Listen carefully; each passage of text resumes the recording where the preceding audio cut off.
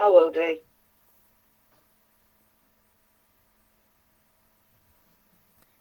It's saying I'm live, but... But there you go. Hi everyone. Right, I just wanted to bring you up to date with the latest goings on from Gingerfire Press. Okay, apart from, I'm going to start off showing you the ones you probably already know we have. Okay, because I've got a couple of new and exciting things here. So, this is Folly Lane Tales by Richard K. Page. Oh god, I'm so rubbish with this screen. Right, okay, and you can see. I love the illustrations in here because they remind me of Rugrats. There, can you see them? Oh, that's them. See if I can find the... Ah, that's the one I like. This one. They just remind me of the little Rugrats team. Right, that's great. That's still going. We've still got that. We've still got Basil because he's not been out very long. Now, Folly Lane is just complete nonsense, okay? This is just totally entertaining for children, okay? Nonsense poetry beginning to end, a bit like Edward Lear. Wisdom of Young Basil, this is poetry of a different calibre, okay? This is written and illustrated by a guy called Dinks, and it's a book of mindfulness, and it's, oh gosh, I'm really bad with these. Well, his illustrations, as you can see, are absolutely beautiful. I'm having to like guess where I am with this. It's always go the opposite way to what I think. See? Right, and basically it's about young Basil. Basil's not a gnome and he's not an elf. He's a thinker. And it gives children food for thought, I guess. It's a way of putting them in touch with the natural world around them and making them think more about things, including people, relationships. All good. A really positive book for children. This one, this is a love, okay? And I know it's like, it shouldn't be, but you know, the boys love this. The boys really love this. Okay, and this is Kate Knight. Now her illustrations remind me quite a bit of the Hungry Caterpillar. Now Woody and Louie are two male woodlice who've adopted 8 children, one of which is a ladybird. And apart from addressing all the obvious social and political issues there, she also has, in this issue, deals with recycling. So environmental issues. This one deals with working together, and this is a new one coming out, okay? This is our proof copy, so it's not brilliant, but we promise you that the new one will be just as lovely as the old one, okay? And this one deals with the boys and their children as they go off looking for a new home. Now, I did say we had new things, and we really have, okay? Right, these are both literally hot off the press. This one, this little baby. This is absolutely fantastic. This is a teenage one, okay? So while the other ones I've just shown you are really for younger children, okay? Especially Woody and Louie. Woody and Louie is very preschool children. This one is teenagers. This is the 12 ups. Now, I've got to show you some of Molly's artwork in here because this is absolutely stunning. Now, this is all about Molly's journey growing up with ADHD and not being diagnosed or medicated. Now, this is my favourite, my absolute favourite picture from in here. Where she's knitting her brain. And having brought up ADHD children, I know that's how they are. So, it's a very positive book. It is aimed at... See, the colours are stunning. It is aimed at teenagers with ADHD, ADD, and the difficulties they face. And it's a bit of a self-help guide for them. So, if you've got a teenager with ADHD, struggling at school, this is the one for them. Okay? It's laid out in a nice, easy to read format. It's pretty, it's colourful throughout. On the bottom page, I don't know if you can see it, you've got Molly running around. like through the book, like proper ADHD child.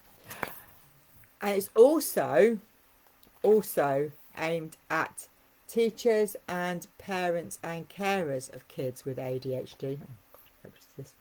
Right, because it gives them an insight into how their children are thinking, what they're struggling with, their behaviours.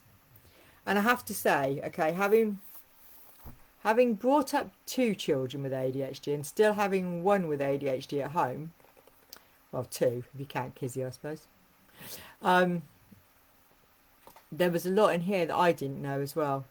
So although I dealt with them and although I'd brought them up and I'd seen their behaviours left, right and centre, there was still quite a bit to learn. So if you're a teacher, a parent, a carer, we will be offering this out to schools. Okay, not only that, for the first 20 of these ordered, we have a wristband, which I don't have with me at the moment typically. Okay, we're giving away wristbands, silicone wristbands that say me, myself and ADHD, raising awareness. And every pound from this book, so every time you order one of these books off us, we will donate £1 of it to ADHD Action. Okay, right, there you go with that one. Absolutely beautiful. And Molly describes it as about my crazy life experiences with ADHD. It's an honest and raw insight into my school life, along with some really embarrassing topics that you wouldn't usually tell your parents. And she says, sorry mum and dad if you're reading this. Okay. And the other one we've got, now this is an achievement and a half as well. Okay, this is our new series. Right, gruesome, isn't it? Deliciously dark. This is high school horror, okay? We ran a children's competition back in, oh, I'll get that in the right place in a minute. We ran a children's competition back in the summer, and this was the girl that won it. And it was such a dark story and so inspiring that this is what came out of it, high school horror. So we decided that actually it'd be really fun to run these maybe 4 times a year, okay, and get teenagers to write them. So this one is written by a 14-year-old girl and it's illustrated by her as well. And I'm going to show you some of her illustrations inside because they are absolutely wonderful. And a bit of an education for me yesterday. I discovered from her that I think she said peligro means nightmare or something in Spanish. But I'm sure somebody's going to correct me that can speak Spanish. But it means something in Spanish and that's why she chose it. Grim, isn't it? And she's got a thing in here called the night crawler, which is absolutely horrendous looking, but fabulously drawn nonetheless. There you go, the night crawler. So I can't even begin to explain this story to you. It's definitely a high school horror. It's the sort of thing you'd sit around a campfire or sleepovers when you try and scare your mates as teenagers. That sort of story. But this one's got a brilliant twist at the end of it that not one of us adults saw coming. So, well done to me and Melisina Granger. A stunning achievement. So this is our latest. And this, I have to say, is pocket money price. So if you're buying it from us, it's £2.50. Okay. If you're buying it online, you can buy it on our Flip site, I do believe, and we will be doing it on the website as an ebook. As an ebook or online, it'll be £1.50 to read, okay? And on Flip, if you buy it for £1.50, you can read it online. You don't need to have a Kindle viewer as many times as you like. It's yours, but it's just there, okay? Also, like I said, this one's £2.50. We will charge postage, but if you live locally, so that's in the Portland or Isle of Wight area, we might be able to keep it down for you. Dorset or Isle of Wight, best chances for it being cheaper. Okay, and it will be available in the States, probably higher priced though, because it tends to be. But we'll try and do it without having to do postage from the UK because it's ridiculous. So a big congratulations to me and Melisina Granger and Molly Brooks Dridge. Two absolute gems there. Very, very different. Vastly different. Vastly wonderful. Right, so I will leave you with all that food for thought and all the links that Midge has very kindly posted up to our page. And if you fancy writing for high school horror, then you're going to be able to find the advert for it with the submission guidelines in Clandorman Chronicles. Okay, as well as on our websites. Alright, so thanks everyone, and I'll talk to you again soon. Bye.